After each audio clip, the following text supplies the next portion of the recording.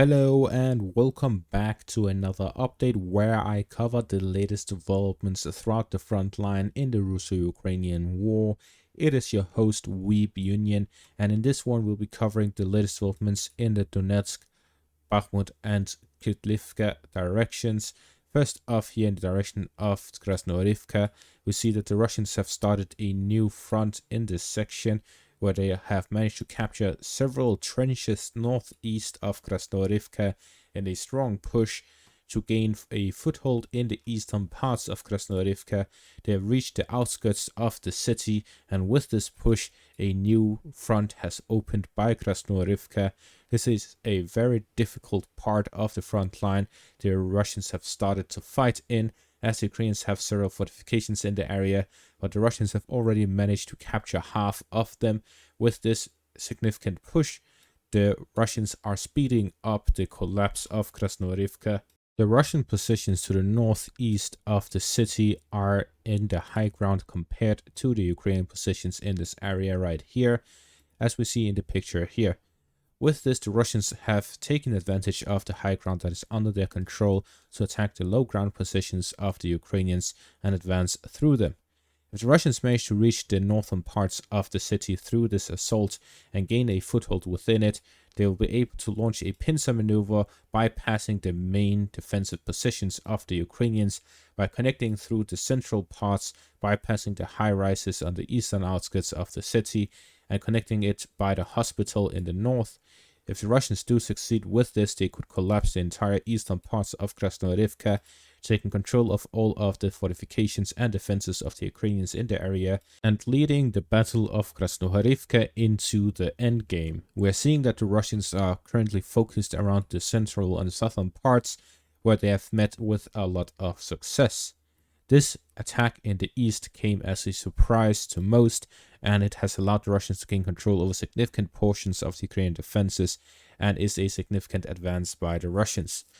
With this, the fighting in Krasnoorivka has entered a new stage, and that is the fighting over the eastern parts, and this can determine the Battle of Krasnoorivka, whether it ends in a week or in a month. Moving on to the next section of the front line, we see here east of Yasnoprodivka, the Russians have made an advance west of Tonenke. They are aligning the front line ahead of the Russian storming of the Ukrainian fortifications east of Yasnoprodivka. This signals the start of the battle and the restart of operations west of Tonenke.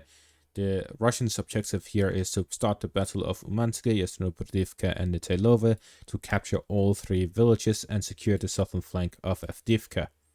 Further north, the Russians have expanded their zone of control west of Semenivka, capturing the forest lines here to the southwest of the village. Following the capture of the village by the Russians, they are now starting operations in a western direction towards the next Ukrainian line of defense and to flank the Ukrainian fortifications east of Umanske.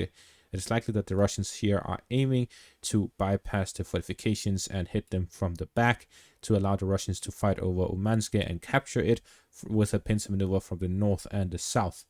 They will likely push through the road to capture the fortifications with a push from the east and the north, while at the same time attacking Umanske to the southwest, forcing the Ukrainians to withdraw from these fortifications towards the village, as if the Russians captured the village, the Ukrainians would be completely cut off by the fortifications. Moving further north, we see to the northwest of Berdishi, the Russians have managed to expand their zone of control by advancing south of Novobakhmutivka and Solovyove and to the northwest of Berdishi. This is a withdrawal of Ukrainian troops resulting from the Russian advances in the north and the east, and the Russians taking advantage of it to capture the Ukrainian fortifications, and the Ukrainians are now left within the western parts of Berdishi, which they are forced to withdraw from as well. This means that the Russians are likely to align the front line entirely here to the south of Solovyove, all the way down south to Umanske. The Russians will likely capture the territory east of this line in the next days, as they will push towards the next line of defense, which is by Novopokrovsk and Novoselivka Persha, which would completely cut off Umanske from supplies to the north. At the same time, we see that there is this road connection from Umanske here to the west by Yasnoprodivka to Skushne. This means that there's still one singular road that the Ukrainians can use to resupply Umanske. It is a very far distance, but it is a safer road. However, this would also be completely cut off if the Russians launched offensive operations directly into the village. And this is why it's likely that the Russians will launch this operation and use this possibility to launch and push the Ukrainians back away from the fortifications, capture the village here to the south, and gain access to the third line of defense of the Ukrainians. The recent advances by the Russians northwest of Berdishi captured all of the Ukrainian fortifications in the area and has significantly improved the Russian positions here and have secured the capture of Berdishi for the Russians. Moving further north towards the village of Ocheretyne, the Russians have secured the positions northwest of the village by capturing the forest line adjacent to it and advancing in a northern direction towards the village of Ocheretyne. There's also an advance in the northern direction towards Arkhangelsk, where they've managed to capture the dacha area connected to the village. So the fighting over Arkhangelsk has begun, as the Russians have now reached the Ukrainian fortifications to the west of the village. Heavy fighting takes place in the direction of Ocheretyne in all directions. Exactly as predicted, the Russians are using this as a position where they can attack in every single direction due to the advantages given to it by the fortifications in every direction and the high ground that it is located in, giving it a significant advantage over every other position in the area. This has allowed the Russians to make use of Ocheretyne as a Popasna-like village. Gaining control of it has significantly improved their positions, especially since it was mostly located behind Ukrainian lines, behind the front line, allowing the Russians to simply capture Novobakhmutivka and Solovyove entirely without a fight, due to the Ukrainians being forced to withdraw due to the advantageous position of the Russians.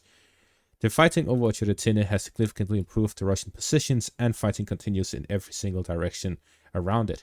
In the direction of Novokalinovo, the Russians have advanced further within the eastern parts of the village. As Russians improve their positions to encircle Novokalinovo, the fighting is taking place in the direction of Arkhangelsk, which would completely cut off Novokalinovo and Keramik from any supply line anywhere, leaving it completely encircled from the rest of the Ukrainian positions. This will force a Ukrainian withdrawal from the village, or maybe they will simply be cut off completely and surrounded. Moving further north in the direction of Bakhmut, the Russians have advanced further west of Ivanivsky, gaining further control over the forest patch to the southern flank of Chesev Yar as the Russians approach the canal crossing here to the southern flank of Chesev Yar. Heavy fighting continues over the forest patch as the Russians are looking to gain control over the passage across. On top of these advances, we also see here in the direction of Klishchiivka to the east of Kupiansk, it is reported that the Russians have gained a foothold within the village and is fighting in the eastern parts. There are reports suggesting that the Russians have gained control over half of the village, meaning that they will have gained a significant position. This is due to this picture here, which is a topographic map over the area, showing Klishchiivka in the high-rise positions in the area, similar to Ocheretyne. Ocheretyne is much more important, however, Klishchiivka is still important due to the topographic position of the village. If the Russians gain control of Klishchiivka, they will similarly gain control over Kotlyarivka, securing the northern flank of Svatove, and this will lead to further Russian advances in the area, as it will become difficult for the Ukrainians to hold onto their defensive positions east of Kupiansk. In the southern front direction of Robotyne, we see that the Russians have made a small advance to the northwest of Verbove. This is in the direction of the Ukrainian fortifications in the area, cutting through in the middle between the northern parts of Robotyne and to the north of this advance. It is likely that the Russians are looking to improve their positions to attack these fortifications from multiple directions, whether it is in the southern or northern direction they'll move towards. It will increase the area of which they can attack from. The Russian advances in this singular video crosses over 11 square kilometers. Over the past 2 days, it is above 20. This means that the Russians have significantly increased the speed at which they capture territory. In the month of March and February, the Russians hovered somewhere around 60 square kilometers in a month, yet the Russians have now captured 20 square kilometers in just 2 days. This is a 5-fold increase in speed of capturing territory, and the amount of territory they capture, which is fortifications, is a large percentage of that territory captured in comparison to what they captured in previous months. We see in the direction of Avdiivka there are significant fortifications, but so they are here in the direction of Pervomaiske, west of Avdiivka, Ocheretyne, etc. All of these fortifications are being stormed by the Russians and completely demolished by the Russians, with their air force and artillery gaining a significant advantage across the front. The Ukrainian positions is completely hopeless by the front line. The main reason for that is that the Ukrainians still have reserves in the back lines of the front. They have units in the north and east of the country, and even units simply in reserve in the western parts, but they're not advancing and using them at the front line, sending them to reinforce the front, despite the difficult situation there. The main reason for that is that the Ukrainians are expecting a Russian offensive. This means that they need soldiers in reserve and soldiers by the front across the whole front line with both Belarus and Russia to defend in case of a Russian offensive. It will not help if the Ukrainians send all of their reserves to the front line if they end up getting encircled because they had left their eastern front undefended. This means that it is likely that the Russian buildup in the east and their subsequent potential offensive may or may not happen, simply to prevent the Ukrainians from dedicating their reserves to the front. It could also happen to simply speed up the collapse of the Ukrainian army. Even if the Ukrainians send their reserves to the front, if they do not stabilize the situation, it will just become that much more difficult. The Russians have an interest in slowing down and delaying their offensive, but they also have an interest in speeding it up and launching it sooner rather than later. Both cases have its advantages and disadvantages, so we'll have to see exactly what happens. But what we're seeing across the front line right now is that the Ukrainians are facing an extremely difficult situation. According to my sources in Ukraine, the Ukrainian soldiers across the front are reporting that they are under-equipped, they barely have enough ammunition, and they are undermanned. The Ukrainians have less soldiers on the front line than what the Russians do. And this is showing by the Russians significantly advancing across the front. In the month of April, they have so far advanced somewhere around 70 square kilometers. This is above what we saw in March and February as well as January. But what we're seeing is that this is not slowing down, but is instead speeding up, with just the past 2 days advancing 20 square kilometers. And that is going to be all for this update. Thank you all for watching. Make sure to leave a like, check out my Patreon, subscribe, everything else. Thank you all for watching and have a great day.